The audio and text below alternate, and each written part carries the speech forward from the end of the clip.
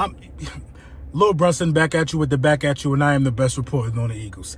I'm disgusted with the Philadelphia Eagles and the Philadelphia 76ers right now at the same time. I'm disgusted. But let's first, please. I'm going to start with the Philadelphia 76ers right now. I have no idea, and I repeat, I have no idea what the hell Ben Simmons is talking about the team is soft. I have no idea. Ben Simmons don't even have the right to say the team is soft right now. He ain't got the right to even utter those words out of his mouth. Now, I'm not saying Ben Simmons is soft. That's why he don't have the right to say this stuff. But at the end of the day, man, how somebody going to say anything negative and he refuses to take a jump shot? Ben Simmons refuses to do the one thing that can help the team, take a jump shot. He refused to do it. So I don't understand what he even talking about. He refused to expand his game in the one area that we need him to. The fact that Ben Simmons don't shoot the ball, it creates spacing issues. Ben Simmons not shooting the ball creates all type of issues for the flow of the offense. You got Al Horford and Joel Embiid taking threes when they should be down low. Nobody should be able to guard Joel Embiid on a low block, but therefore he taking threes. I fear for Brett Brown's job security. Them guys going to get Brett Brown fired. What ball handler don't take threes? Them guys going to get Brett Brown fired, man. And it's a shame. It's a shame because I'm one of the guys who's on Brett Brown's side. I'm on his side. I know we ain't get to a certain point that everybody wants us to get to. It looked like we're a first-round exit. You know what I mean? I don't even want to watch the next game. The last few games that I watched, I just didn't. It's like, it's no urgency, man. Joel Embiid look out of shape. Joel Embiid looks lazy. You know what I mean? It's no urgency. Ben Simmons is playing probably the best. Ben Simmons is playing the best on the team right now. But until you take some shots, until you try to expand your game, you don't got the right to call the team soft and take shots at the team. That's not what a leader's supposed to do. A lot of people like to get that confused. I think there's been times where LeBron James has said it. There's been times when, you know what I mean? If you're not classified as one of the top 3 players in the world, you can't come out and call your whole team soft. It don't make no sense to me, man. It don't make no sense to me. The Philadelphia Eagles. You know, the NFL has this problem right now. The NFL has this problem, and I want to address this problem. The NFL is getting lazy. The NFL is, I feel like the NFL is all about job security for the head coach. All about job security for the head coach. Press Taylor. We add to Press Taylor's title. We add to his title. We name him a passing coach specialist or something. A passing coach specialist. What did we just do? What did we just do? What did we just do? Bring in a former... You know, at this point, it's hard for me to even fathom what Doug Peterson and the Philadelphia Eagles game plan is. I don't understand it. Rich Scangarello, ex-offensive coordinator. I mean, you bring this guy in to not be an offensive coordinator? And then I'm hearing conflicting reports that the Philadelphia Eagles want to... not conflicting reports. This is actually, it has to be what it is. The Philadelphia Eagles actually want to keep developing Press Taylor. Like, we want to develop Press Taylor. I think they're going about this situation all wrong. You know what I mean? I think it's selfish for them. You know, I calm down a bit because it might not be a bad thing, but to not name an offensive coordinator, and this goes back to what I've been saying. Doug is going to call the plays, so it really didn't matter if you brought in an offensive coordinator. That's why I'm glad they didn't bring in a serious offensive coordinator and just, you know what I mean? I'm glad they didn't bring in a serious offensive coordinator and just ruin his time in Philadelphia with Doug not wanting to relinquish the power of the play calling.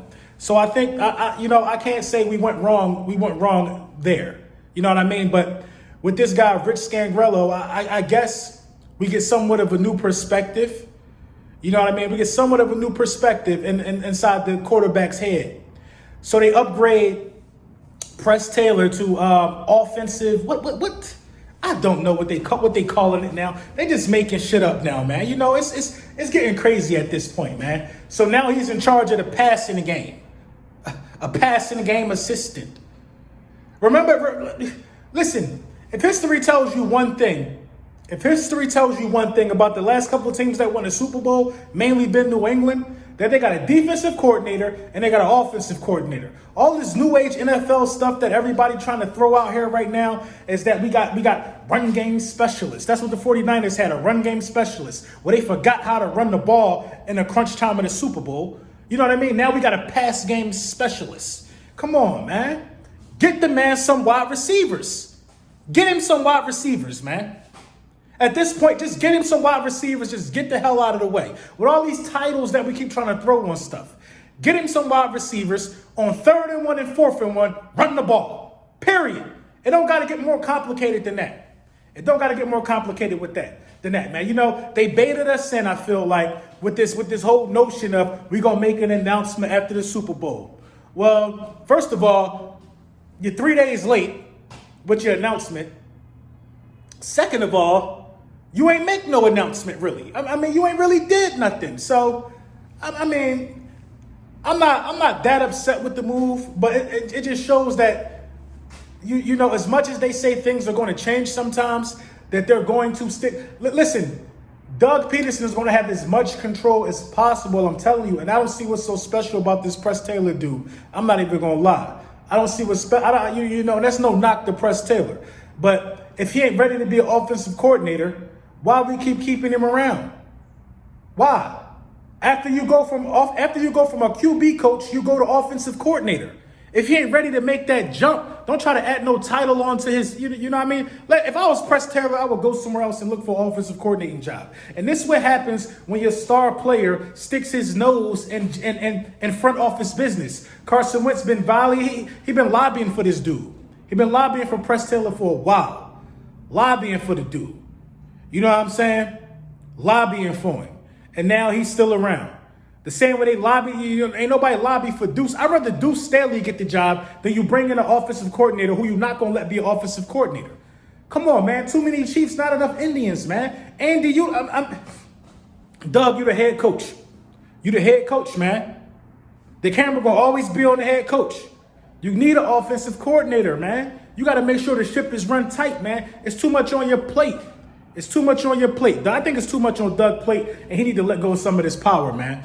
I said Doug was going to end up calling the plays anyway, just like Jim Schwartz going to still run the same philosophy.